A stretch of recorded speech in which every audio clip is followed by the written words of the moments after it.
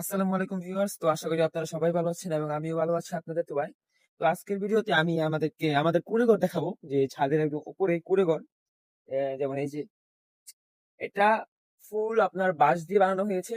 বাঁশ, চটি এবং শুকনো খ্যার দিয়ে এটা যে ছাদ, শুকনো খ্যারটা দিয়ে এটাকে ছাউনির মতো দেওয়া হয়েছে, মানে ছাদের উপর দেওয়া হয়েছে। যদি ভিতরে ঢুকি তাহলে ভিতরে পরিবেশটা দেখতে পাচ্ছেন পুরো একদম ভিলেজ আকারে, মানে ন্যাচারাল। এর সিনটা দেখি জানলা দিয়ে, তাহলে একদম জোস।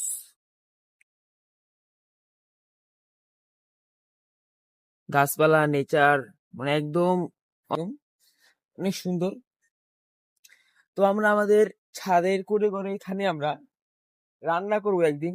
অবশ্যই রান্নার ভিডিওতে আপনাদের কাছে যাবে এবং আপনারা অবশ্যই দেখবেন। যদি আপনারা রান্না করার ওই ভিডিওটা দেখতে চান, এই কুড়ে ঘরের ভিতরে আমরা রান্না করব জুলাপাতি হিসাবে, যদি আপনারা ভিডিওটা দেখতে চান তাহলে অবশ্যই এই ভিডিওতে 10টা মতো লাইক এবং 5টা মতো কমেন্ট করে দিবেন, যাতে এই পরবর্তী ভিডিওটা আপনাদের কাছে যায়। এবং লাইক, কমেন্ট এবং সাবস্ক্রাইব করবেন। আল্লাহ হাফিজ, আসসালামু আলাইকুম।